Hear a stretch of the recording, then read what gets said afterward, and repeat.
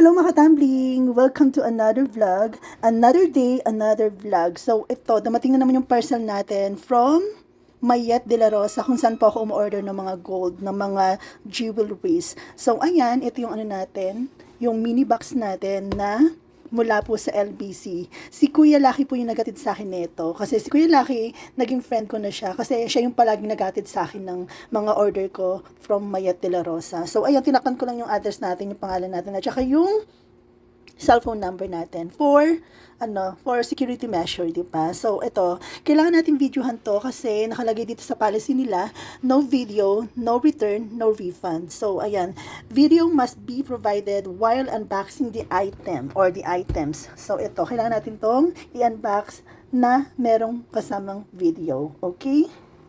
So, ayan mga katabling, time check muna natin bago tayo magbukas ng ano natin. So, ayan, 12:39 p.m. Tuesday, May 26. Ayan, kung nakikita nyo, ayan. 12:39 p.m. Tuesday, May 26. So, ito, simulan na natin yung pagbubukas or yung unboxing natin. So, gagamit lang tayo ng gunting. Ayan. So, ito muna. Kailangan muna natin siyang hiwain dito. Ayan. Tapos, dito na tayo sa baba. Ayan. Ang hirap talaga mag-unbox ng mga ganito kasi talagang sealed talaga siya eh. Talagang sinisigurado nila na yung item or yung mga items na i-deliver nila or siniship nila sa inyo ay talagang secured at saka safe talaga. So, ayan. Wait lang. Gusto ko nang sirain eh. Yun. Nabuksan na natin. So, itong binili ko nga pala, isang item lang to. Actually, dalawa dapat na items to. Kaso nga lang, kinancel ko yung isa kasi pendant lang naman yun eh. So, ito ano to, chain or necklace yung in-order natin. Actually, itong necklace na to, in-order ko to nung, matagal ko na itong in-order, parang pinaka-ano ko siya, parang pina-reserve ko siya. Tapos, hindi ko pa siya nababayaran, hindi ko pa napupuli paid. Kaya, ang ginawa ko, naghintay muna ako ng mga ilang araw bago ko siya i-fully paid.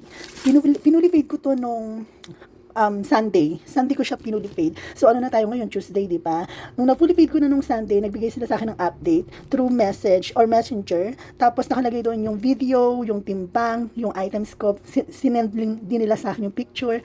Ayun. Tapos, pinaship na nila nung Monday. Tapos, ngayong Tuesday, May 26, ayan, na-receive ko na. So, ito. Buksan na natin. So, sealed talaga siya, di ba? So, ayan, nakalagay, Mayet de la Rosa Fine Jewelry. Yan. So, buksan na natin. Ayan, meron pa rin ano, no? Diba? Talagang safe na safe talaga. Protected talaga yung ano nila. So, ito yung chain na in-order ko. Ayan. Diba?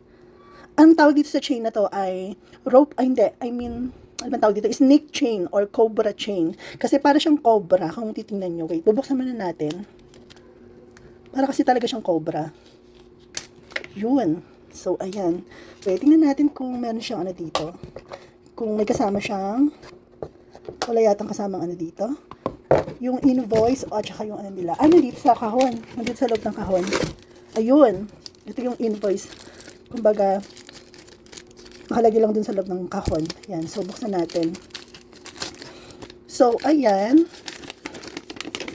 Ito yung invoice natin. So, ang binili ko ay, ayan.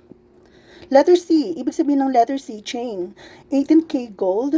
Ang tawag ko kasi sa mga ganyan, 18 gold, 22 gold, or 24 gold. Ganun yung tawag ko, hindi ko tinatawag na 18K. Kasi yung pag 22K, parang 22,000, di ba? 18K or 18,000, parang ganun. Kaya ang tawag ko sa kanila is 18 gold, 22 gold, 24 gold, ganun. So, ito, 18 gold. Tapos, meron siyang timbang na 4.64 grams. Tapos yung presyo niya ay nagkakahalaga po ng 38,038 pesos. Ayan. Tapos yung courier niya, yung shipping method niya ay LBC. Tapos ito, yan, 38,038 pesos yung pinaka-total niya. Yan. So, fully paid siya. As in, talagang binayaran ko talaga siya ng walang down payment. And, ang maganda pa dito, dahil matagal ko nang kilala sila, Mayet de la Rosa, nakaano pa siya, free yung shipping fee. Okay? So, ayan, 38,038 pesos. Tapos, ito yung ano natin, chain natin. Sobrang ganda. Grabe, nahilab na naman ako. Ayan. Ganyan siya. Paano ko ba siya ipakita? Dito na lang ito. Ayan, mas maganda kasi kung dito. Ito. Ayan, ganito siya. Ganito yung chain niya. Para talaga siyang cobra. Kaya siya tinawag na cobra chain or snake chain. Yan. Ganun natin. Ganyan siya. 'Di ba? Ang ganda. For only 38,038 pesos. Pero ang mahal ng gold ngayon, grabe, 'di ba? Ang laki talaga ng ano, yung value na itinaas ng mga gold ngayon. Kaya nga nag-iinvest ako sa mga gold ngayon eh. Kung mapapansin niyo, hindi ako masyadong nag-iinvest sa mga kung ano-ano.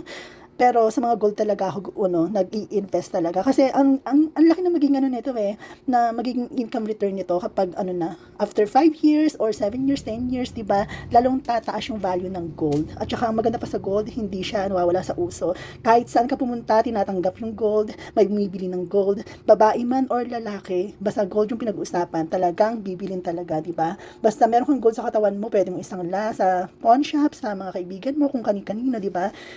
What I mean is, hindi siya katulad ng mga ibang mga luxury items. Yung iba kasi nag-iinvest sa bags, sa sapatos, di ba? Yung iba nag-iinvest sa mga mamahaling bags, katulad ng Hermes. Pero, yung Hermes, kahit malaki yung ano nila doon, yung presyuhan, na umabot ng milyon, hindi lahat ng tao gusto ng bag, di ba? Hindi lahat ng tao may interest sa bag, di ba? So, eto, katulad ito, gold. Pag nakita to talaga, may interest talaga yung tao, di ba? Mas manganganib pa nga yung buhay mo dito sa gold kaysa sa bag, di ba?